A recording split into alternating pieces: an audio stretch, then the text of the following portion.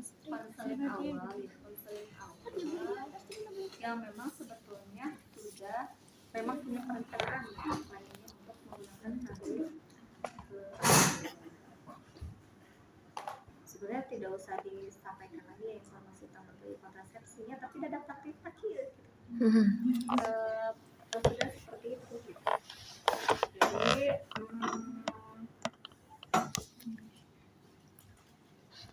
anyway, kalau misalkan konseling awal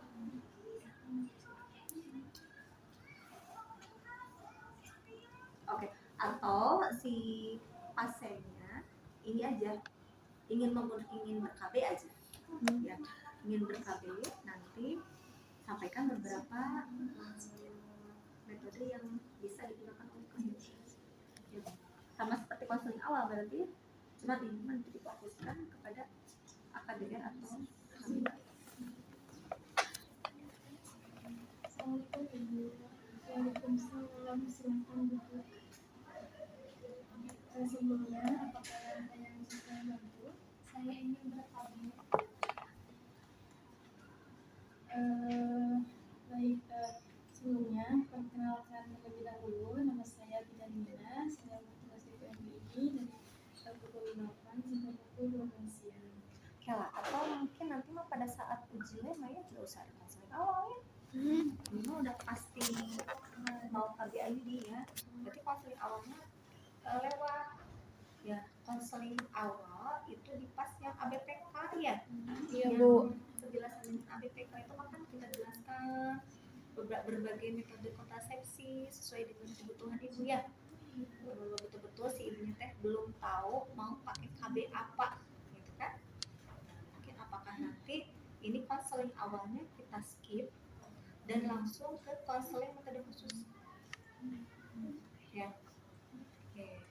Tapi tetap biasa diawali dengan sapa, salam gitu ya. Perkenalkan diri. Berarti anggap sudah ada kontrak mungkin ya. Tapi kan ini juga masih nggak sampai tindakan pemasangan. Tindakan sampai tindakan pemasangan kan. Konseling pasca pemasangan. Kalau dulu mah ada sama pemasangan jadi terlihat. Kan sekarang mah hanya konseling saja. Hampir sama dengan konseling awal. Bayar ke rumah tapi kirimkan nanti.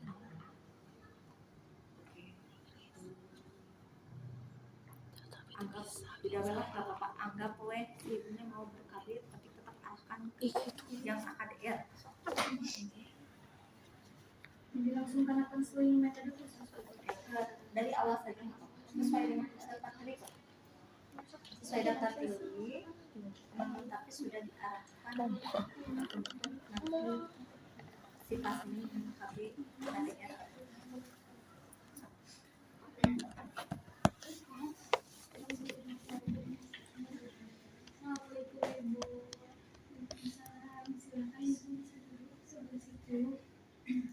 Sebelumnya, apakah ada yang bisa bantu? Saya ingin bertanya. Sebelumnya, perkenalkan terlebih dahulu, saya Bidanina, saya bertugas di PMBI dari pukul 8 sampai pukul 12 siang. Langsung kemana? Ya, yang dua. Saya akan memberikan beberapa informasi dulu tentang KB yang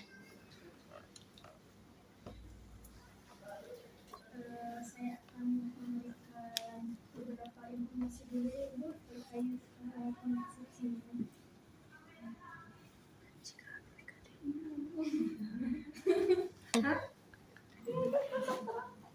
sudah pernah dijelasin ya? Udah dijelasin kan? Sudah. Jadi, sapa kalian dengan nama, perkenalkan diri Anda dan tanyakan tujuan kedatangannya. Seperti biasa tadi ya. Ya.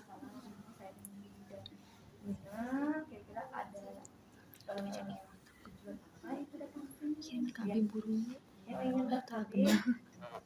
Oh, baik, kalau begitu mungkin saya akan memberikan informasi juga tentang keluarga berencana ya. Dimana keluarga berencana itu adalah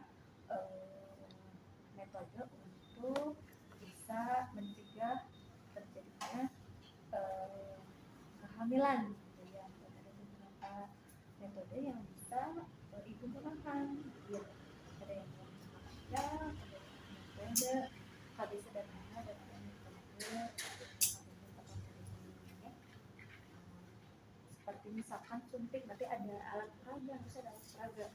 Kalau metode modern jangka pendek tuh ada suntik gitu ya, terus ada pil. Kemudian kalau ada jangka panjang ini ada berupa anti, berupa KDE ya.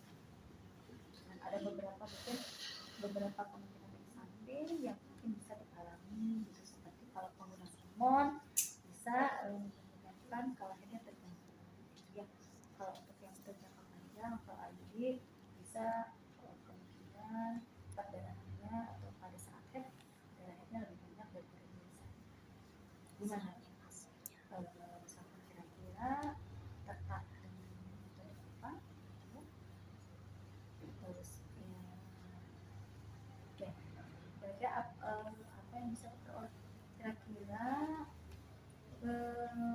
yang tadi setelah diberikan beberapa penjelasan gambaran umumnya, ibu tertarik menggunakan KB apa?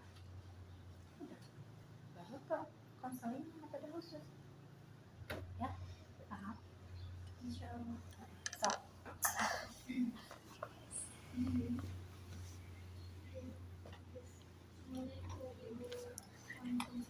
Silakan Ibu bisa dipresentasikan. Sebelumnya apakah ada yang bisa lagi? Ibu saya ingin bertanya. Kalau gitu sebelumnya perkenalkan diri dulu. Nama saya Udana. Saya memproduksikan ini dari tanggal 28 sampai pukul 12 siang. Tadi kan Ibu ini KB. Nah sekarang saya akan menjelaskan macam-macam alat kontrasepsi. Nah, alat kontrasepsi itu untuk menjalankan atau memberhentikan mempunyai Sok baik sih. Nah, di antaranya ada jangka panjang dan jangka pendek. Ada juga metode alami dan metode modern. Contohnya untuk yang jangka pendek seperti suntik 1 bulan, kemudian 3 bulan.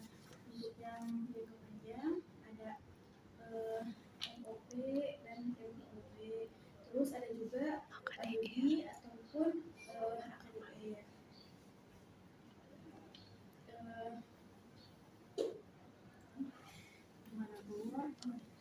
Gimana Bu? Apakah Ibu sudah mempunyai pilihan? Saya menggunakan alat kontrasepsi AKDR Ibu yang jangka panjang. Baik, kalau begitu saya akan sedikit menjelaskan tentang metode AKDR. sebelumnya saya akan bertanya dulu terkait dengan beberapa hal ya, tetapi insya Allah akan menjamin kerahasiaannya ya. Baik Ibu, untuk selanjutnya saya akan menanyakan beberapa hal dan insya Allah saya juga akan menjaga kerahasiaan terhadap Ibu. Apakah Ibu bersedia? Sebelumnya saya juga mengumpulkan data Ibu terlebih dahulu ya. Saya akan menanyakan terkait identitas Ibu. Nama Ibu siapa? Ibu. Untuk alamatnya di sini. Untuk nomornya berapa tahun Bu? 23 tahun. Karena Untuk jumlah anaknya dua. anak terkecil Anak terkecil berapa tahun Bu? Anak terkecil usianya 1 tahun. ya. Terus tujuan KB yang diinginkan apa? Tujuan yang diinginkan Ibu apa? Untuk menjarakkan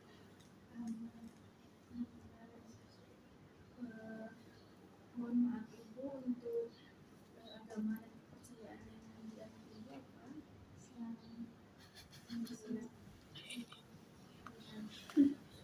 Atau barangkali ada hal yang bisa menjadi pertentangan dalam menggunakan KB gitu tuh, ada nggak?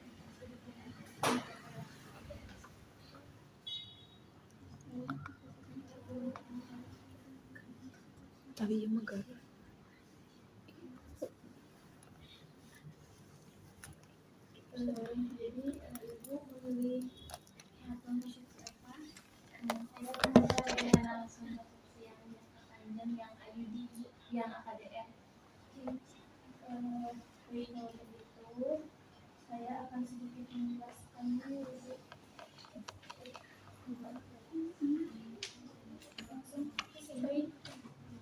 Apa ini? Jadi tadi kan berikan jaminan udah, data-data pribadi, nama, alamat, usia, ya, usia, kemudian juga anak, ya, terkecil berapa tahun. Kemudian kira ibu tujuan KB-nya kira-kira apa? Apakah hadiah itu menunda atau membatasi? Ibu membatasi bu karena anak saya baru 1 tahun. Barangkali ada kepercayaan yang bisa tentang penggunaan KB, terutama itu tadi IT ya.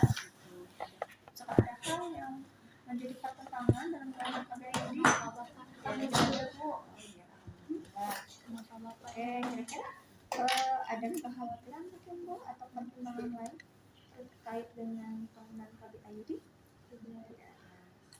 Baik. Sepertinya kalau melihat riwayat usia, mungkin ya kemudian dari pantas ibu, gitu ya, berat ibu, mungkin ibu tepat memilih kontrasepsi IUD, tetapi nanti akan saya lakukan beberapa pemeriksaan gitu ya untuk memastikan apakah ibu cocok menggunakan IUD atau tidak. Memang ada beberapa kemungkinan efek samping yang bisa terjadi pada penggunaan KBAI ini ya. Ada beberapa misalkan tadi perbedaannya biasa lebih besar daripada biasanya, biasanya ada pada keputihan ya, kemudian ada sedikit kekal atau rasa mulas pada perut, terutama pada pasca pemasangan. Itu mungkin kemungkinan efek samping, tapi hal tersebut bisa hilang gitu ya di sekitar 2-3 bulan pasca pemasangan ya. Oke. Dan selanjutnya saya akan bertanya dulu ya terkait dengan kesehatan reproduksi gitu ya. Ibu HP-nya kapan bu? Lama haid, pola pendarahannya. Tapi paritas ya dia nih. Paritasnya ada dua ya, anak kecilnya misalnya 1 tahun ya dia. Kemudian riwayat kesannya gimana bu? Normal. Apakah ibu punya riwayat kehamilan di luar misalkan banyak bahasa awamnya di luar rahim gitu ya? Iya. Rahim ya, atau kehamilan ektopik, punya riwayat itu ya. Kemudian apakah ibu punya riwayat sering nyeri yang hebat pada saat haid? Apakah ibu punya anemia yang berat? Kemudian ada risiko infeksi menular seksual bu? Terus tidak ada resiko, ibu suaminya ada di sini? Ada. Berarti tidak pernah berganti pasang. Yang mudah bertanya apa ya? Berganti-ganti pasang. Oke. Ibu sudah berapa lama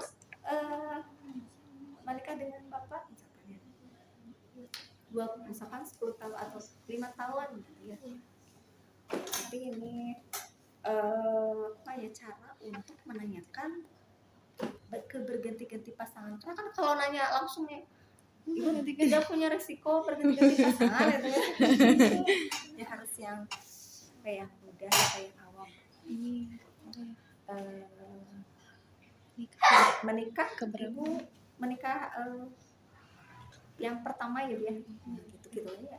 Yang pertama menikah untuk yang pertama dengan bapak ya, dengan suami.